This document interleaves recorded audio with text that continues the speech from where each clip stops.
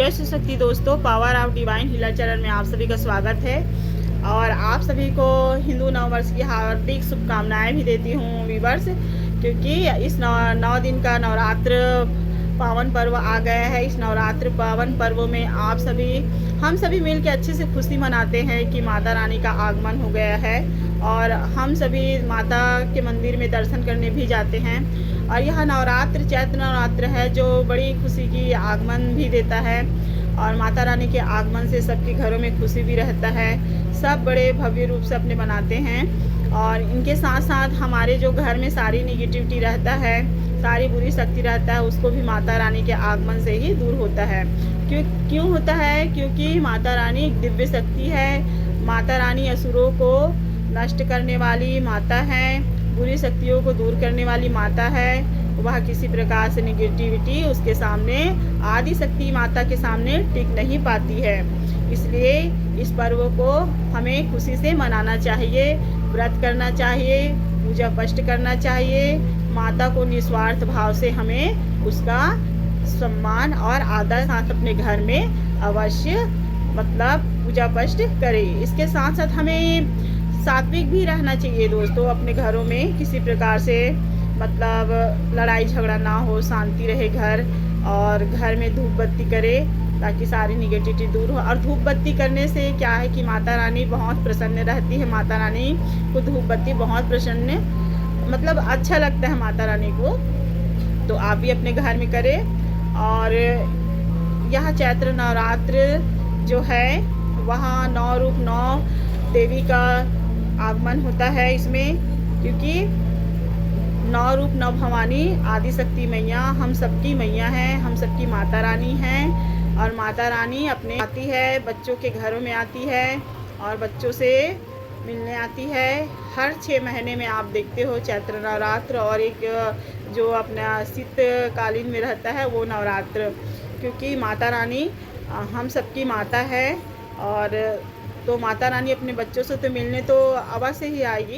कैसे अपने आप को पॉजिटिव के साथ इस चैत्र नवरात्र में रहें, और हमें कैसे क्या क्या चीज़ नहीं खाना पीना चाहिए, और कैसे सबके साथ सात्विक रूप से रहें, उसके बारे में बात करते हैं मित्रों।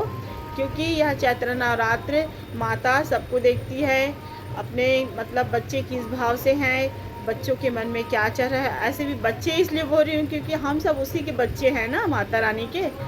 और माता रानी हम सब की माता है, इस संसार सृष्टि की माता है, और हम सब उसके बच्चे हैं। तभी तो अपने बच्चों से मिलने आती है माता रानी। तभी तो हम सब मिल के उसके स्वागत के लिए हर 6 महीने में रहते हैं कि शीतकाल में भी माता रानी आएगी और चैत्र नवरात्र में भी माता रानी आएगी। माता रानी तो हर पल अपने बच्चों के साथ रहती है, लेकिन ख़ास तौर पर इस चैत्र नवरात्र और शीतकालीन जो नवरात्र रहता है उसमें भी माता रानी आती है। तो हम सब अवश्य इस नियम का पालन करें वीवर्स, की हम अपने स्वभाव को अच्छे रखें, हम सात्विक रहें, किसी प्रकार से नशा से दूर रहें, और जो भी गलत काम करते हैं ब्रह्मचर्य का पालन करें।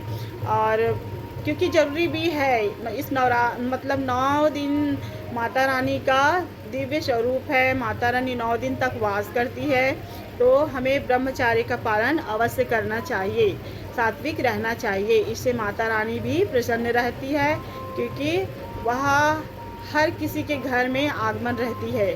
माता रानी अपने हर सभी बच्चों के घर वास करती है इस नवरात्र में। तो आप अवश्य सात्विक रहे, ब्रह्मचारी का पालन करें, और अच्छे नियमों से माता रानी का पूजन पष्ट करें, और अपने मन की जो भी भावना है, जो भी प्रार्थना है, उसको अपनी प्रार्थना के जरिए से माता रानी को बोलिए और कहिए। माता रानी अवश्य सुनती है, क्योंकि वह हम सबकी माता है, इस संसार की माता है, जो हम सबकी प्रार्थना सुनती है।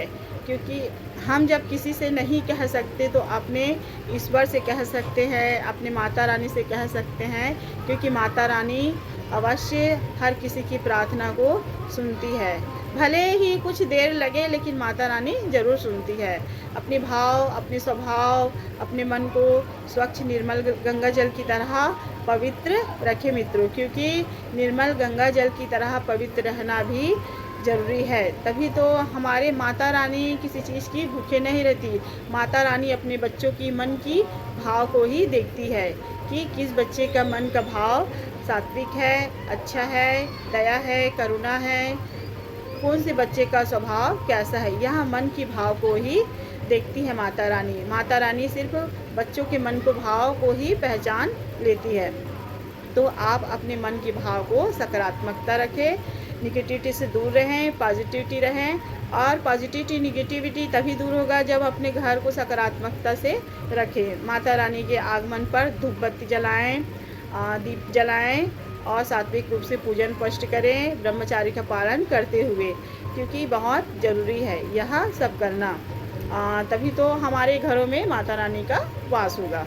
और सभी से मैं कहती हूँ कि आप बड़ी खुशी से मनाएं, क्योंकि यह पर्व मेरे लिए तो बहुत अच्छा लगता है, क्योंकि माता रानी का आगमन से ही सारी जितनी दुख दरिद्र है, जितनी भी लोगों की परेशानी रहता है, सब दूर होता है। सब खुशी से मनाते हैं इस पर्व को।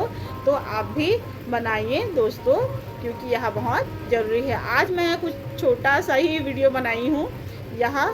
तो इसी के साथ हमारे जो चैनल है उसको सब्सक्राइब करें, लाइक करें, कमेंट करें। जय श्री कृष्ण दोस्तों।